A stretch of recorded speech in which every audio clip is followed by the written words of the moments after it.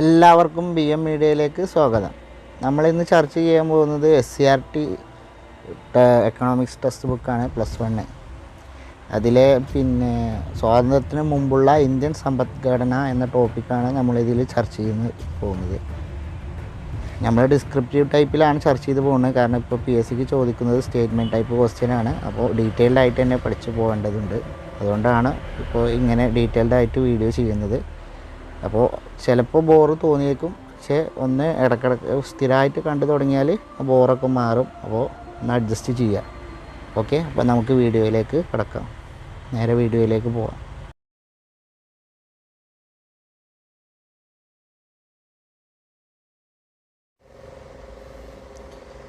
വ്യാവസായിക മേഖല.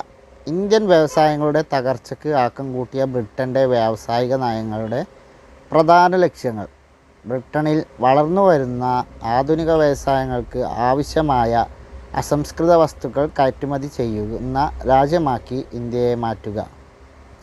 ബ്രിട്ടനിലെ ഉൽപ്പാദിപ്പിക്കുന്ന വ്യവസായ ഉൽപ്പന്നങ്ങളുടെ വിശാല കമ്പോളമാക്കി ഇന്ത്യയെ മാറ്റുക. കരകൗശല വ്യവസായങ്ങളുടെ തകർച്ച ഇന്ത്യയുടെ തൊഴിലില്ലായ്മ രൂക്ഷമാക്കുകയും ഉപഭോഗ കമ്പോളത്തിൽ പ്രാദേശിക ഉൽപ്പന്നങ്ങളുടെ ലഭ്യത ഇല്ലാതാക്കുകയും ചെയ്തു. ഡിമാൻഡ് വർധനവിനെ ബ്രിട്ടനിലെ ഉൽപ്പാദിപ്പിച്ചിരുന്ന വില കുറഞ്ഞ വസ്തുക്കളുടെ ഇറക്കുമതിയിലൂടെ കോളനി ഭരണകൂടം സമർത്ഥമായി ഉപയോഗപ്പെടുത്തിയത്. ഇന്ത്യയിൽ ആധുനിക വ്യവസായങ്ങൾ വേരുറപ്പിച്ച കാലഘട്ടം 19-ാം നൂറ്റാണ്ടിൻ്റെ രണ്ടാം പകുതി. ഇന്ത്യക്കാരുടെ അധീനതയിലുള്ള പരുത്തി വ്യവസായ തലങ്ങൾ പ്രധാനമായും ആരംഭിച്ച സ്ഥലങ്ങൾ: ഗുജറാത്ത്, മഹാരാഷ്ട്ര. ബ്രിട്ടീഷുകാരുടെ അധീനതയിൽ ഉണ്ടായിരുന്ന ചണ വ്യവസായശാലകൾ കേന്ദ്രീകരിച്ച സ്ഥലം: ബംഗാൾ.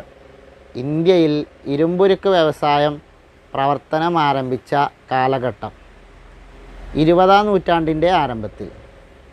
ടിസ്കോ, ടാറ്റ ഉരുക്ക് കമ്പനി സ്ഥാപിതമായ വർഷം 1907. രണ്ടാം ലോക മഹായുദ്ധത്തിന് ശേഷം പഞ്ചസാര, സിമൻറ്റ്, കടലാസ് എന്നീ വ്യവസായങ്ങൾ ഇന്ത്യയിൽ തുടക്കം കുറിച്ചു. മൂലധന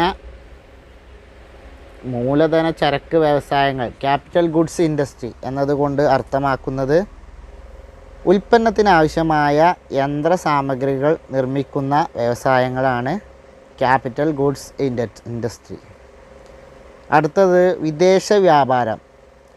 ഇന്ത്യൻ വിദേശ വ്യാപാരത്തിൻ്റെ ഘടനയെയും ഘടകങ്ങളെയും അളവിനെയും പ്രതികൂലമായി ബാധിച്ച കാരണങ്ങൾ: കോളനി ഭരണകൂടം ഉൽപ്പാദനം, വ്യാപാരം, തീരുവ എന്നീ മേഖലകളിൽ നടപ്പിലാക്കിയ നയങ്ങൾ. കോളനി ഭരണകൂടം ഉൽപ്പാദനം, വ്യാപാരം, തീരുവ എന്നീ മേഖലകളിൽ നടപ്പാക്കിയ നയങ്ങൾ. കോളനി ഭരണകാലത്ത് ഇന്ത്യയിൽ നിന്നും കയറ്റുമതി ചെയ്തിരുന്നവ: അസംസ്കൃത പട്ട്, പരുത്തി, കമ്പിളി, പഞ്ചസാര, നീലം, ചണം. കോളനി ഭരണകാലത്ത് ഇന്ത്യയിൽ നിന്നും കയറ്റുമതി ചെയ്തിരുന്നവ: അസംസ്കൃത പട്ട്, പരുത്തി, കമ്പിളി, പഞ്ചസാര, നീലം, ചണം. കോളനി ഭരണകാലത്ത് ഇന്ത്യയിലേക്ക് ഇറക്കുമതി ചെയ്തിരുന്നത് ബ്രിട്ടീഷ് ഫാക്ടറികളിൽ നിർമ്മിച്ച യന്ത്രങ്ങൾ, പരുത്തി, പട്ട്, കമ്പിളി വസ്ത്രങ്ങൾ. നിക്ഷിപ്ത ലക്ഷ്യങ്ങളോടെ ഇന്ത്യയുടെ ഇറക്കുമതിയുടെയും കയറ്റുമതിയുടെയും മേൽ കുത്തകാധിപത്യം ബ്രിട്ടൻ നിലനിർത്തുകയും ഇതിൻ്റെ ഫലമായി ഇന്ത്യയുടെ വിദേശ വ്യാപാരത്തിൻ്റെ പകുതിയിലധികവും ബ്രിട്ടനുമായും ശേഷിക്കുന്ന ഭാഗം ചൈന, സിലോൺ ഇന്നത്തെ ശ്രീലങ്ക, പേർഷ്യ ഇന്നത്തെ ഇറാൻ പോലുള്ള രാജ്യങ്ങളുമായി നടത്താൻ നിർബന്ധിതമായി. ഇന്ത്യൻ വിദേശ വ്യാപാരത്തിന്മേലുള്ള നിയന്ത്രണം ബ്രിട്ടൻ കൂടുതൽ കർശനമാക്കാൻ തുടങ്ങിയത് സൂയസ് കനാൽ തുറന്നതോടുകൂടി.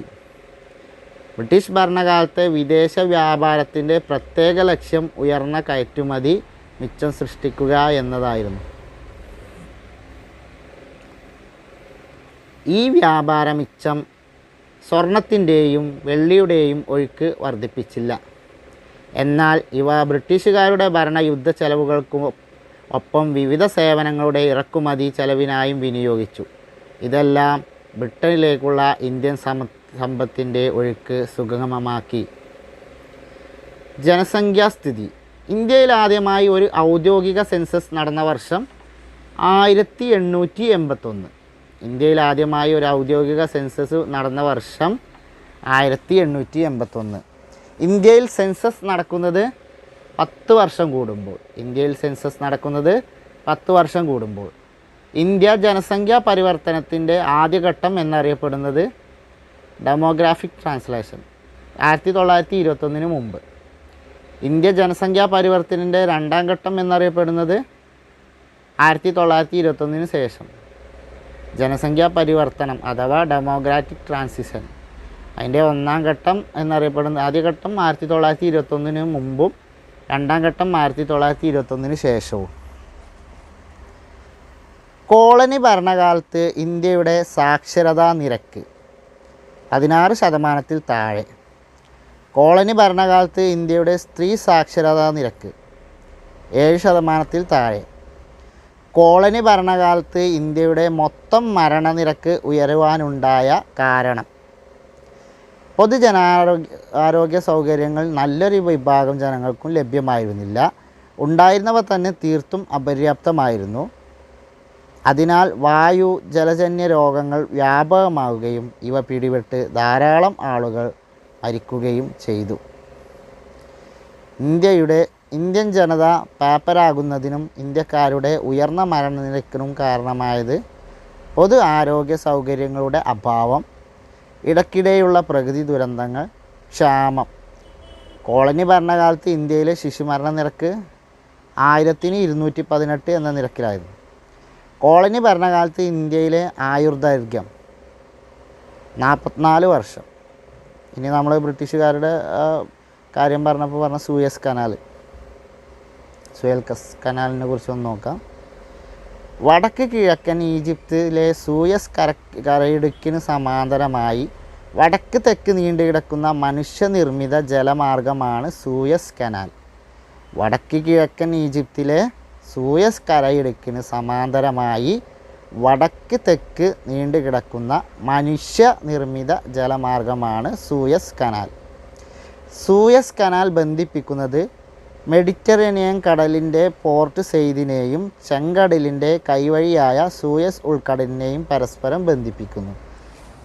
സൂയസ് കനാൽ ബന്ധിപ്പിക്കുന്നത് മെഡിറ്ററേനിയൻ കടലിലെ പോർട്ട് സെയ്ദിനെയും ചെങ്കടലിൻ്റെ കൈവഴിയായ സൂയസ് ഉൾക്കടലിനെയും ബന്ധിപ്പിക്കുന്നു പരസ്പരം. സൂയസ് കനാൽ യൂറോപ്പ്, അമേരിക്ക, തെക്കേ ഏഷ്യൻ രാജ്യങ്ങൾ, കിഴക്കൻ ആഫ്രിക്ക, ഓഷ്യാനിയ തുടങ്ങിയ പ്രദേശങ്ങളിലെ തുറമുഖങ്ങളിലേക്ക് സഞ്ചരിക്കുന്ന കപ്പലുകൾക്ക് ആഫ്രിക്കൻ വൻകരയെ ചുറ്റി സഞ്ചരിക്കേണ്ട അവസ്ഥ ഒഴിവാക്കുന്നു. ആഫ്രിക്കൻ വൻകരനെ ചുറ്റി സഞ്ചരിക്കേണ്ട അവസ്ഥ ഒഴിവാക്കുന്നത് സൂയസ് കനാലാണ്. സൂയസ് കനാൽ തുറന്നത് 1869.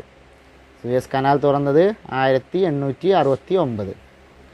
1869 ഇത് തുറന്നതോടുകൂടി യാത്രാ ചെലവ് കുറയുകയും യൂറോപ്യൻ രാജ്യങ്ങൾ ഇന്ത്യൻ കമ്പോളത്തിലേക്കുള്ള പ്രവേശനം സുഗമമാകുകയും ചെയ്തു. അപ്പോൾ സൂയസ് കനാൽ തുറന്നതാണ് വിദേശ രാജ്യങ്ങൾക്ക് പ്രത്യേകിച്ച് യൂറോപ്യൻ രാജ്യങ്ങൾക്ക് ഇന്ത്യൻ കമ്പോളത്തിലേക്കുള്ള പ്രവേശനം സുഗമമാക്കിയത്. അടുത്ത മേഖലയാണ് തൊഴിൽ ഘടന.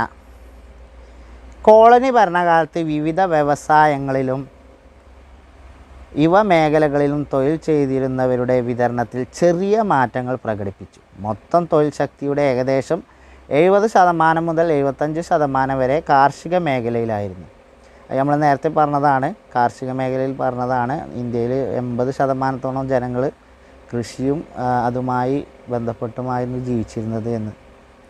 ഉൽപ്പന്ന നിർമ്മാണ മേഖല 10%, സേവന മേഖല 15-20% തൊഴിൽ ശക്തിയെ ഉൾപ്പെടുത്തിയാണ് ഉൾക്കൊണ്ടിരുന്നത്.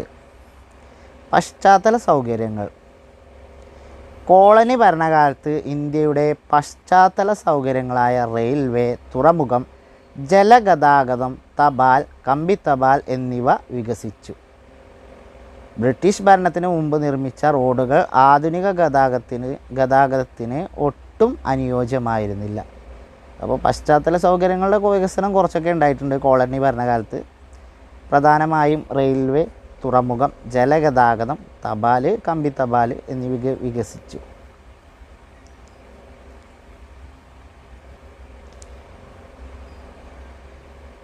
കോളനി ഭരണകാലത്തെ റോഡ് നിർമ്മാണങ്ങളുടെ പ്രധാന ലക്ഷ്യങ്ങൾ: ഇന്ത്യയുടെ വിവിധ ഭാഗങ്ങളിലേക്ക് സൈനിക നീക്കങ്ങൾക്ക് സൗകര്യമൊരുക്കുക, അസംസ്കൃത വസ്തുക്കൾ ഗ്രാമപ്രദേശങ്ങളിൽ നിന്നും അടുത്തുള്ള റെയിൽവേ സ്റ്റേഷനിൽ തുടങ്ങിയ ഇടങ്ങളിലേക്കും എത്തിച്ച് അവിടെ നിന്ന് ഇംഗ്ലണ്ടിലേക്കോ ലാഭകരമായ മറ്റ് വിദേശ കേന്ദ്രങ്ങളിലേക്കോ എത്തിക്കുക. അതായത് ഇവർ ഈ റോഡ് അടിസ്ഥാന സൗകര്യങ്ങൾ അല്ലെങ്കിൽ പശ്ചാത്തല സൗകര്യങ്ങൾ വികസിപ്പിക്കാൻ അവർക്ക് ഹിഡൻ അജണ്ട ഉണ്ടായിരുന്നു. അവരാവശ്യത്തിന് വേണ്ടിയിട്ടാണ്, അല്ലാതെ ഇന്ത്യക്കാരെ സ്നേഹിച്ചിട്ടല്ല അവർ പശ്ചാത്തല സൗകര്യ വികസനം നടത്തിയെന്ന് പറയാം. അവർക്ക് സൈനിക നീക്കം നടത്താനും അതേപോലെ ഇന്ത്യയിൽ നിന്ന് അസംസ്കൃത വസ്തുക്കൾ പെട്ടെന്ന് കയറ്റി കൊണ്ടുപോകാനും ഒക്കെ വേണ്ടിയിട്ട് തന്നെയാണ് അവരത് ചെയ്തിട്ടുള്ളത്. ബ്രിട്ടീഷുകാർ ഇന്ത്യയിൽ റെയിൽവേ ആരംഭിച്ച വർഷം 1850. ഇന്ത്യൻ സമ്പദ് വ്യവസ്ഥയുടെ ഘടനയെ റെയിൽവേ സ്വാധീനിച്ച രീതികൾ. അപ്പോൾ ബ്രിട്ടീഷുകാർ ഇന്ത്യൻ റെയിൽവേ ആരംഭിച്ച വർഷം 1850 ഇന്ത്യൻ സമ്പദ് വ്യവസ്ഥയുടെ ഘടനയെ റെയിൽവേ സ്വാധീനിച്ച രീതികൾ: ദീർഘദൂര യാത്രകൾ സാധ്യമായതോടെ ഭൂമിശാസ്ത്രപരവും സാംസ്കാരിക അതിർവരമ്പുകളും ഭേദിക്കാനുമായി സഹായകമായി. കൃഷിയുടെ വാണിജ്യവൽക്കരണത്തിന് അത് പരിപോഷിച്ചെങ്കിലും ഗ്രാമീണ സമ്പദ് വ്യവസ്ഥയുടെ സ്വയം പര്യാപ്തതയെ ദോഷകരമായി ബാധിച്ചു. ഇന്ത്യയിൽ നിന്നുള്ള കയറ്റുമതി വർദ്ധിച്ചു. ഇത്രയും കാര്യങ്ങളാണ് റെയിൽവേ ഘടന സ്വാധീനിച്ചത്.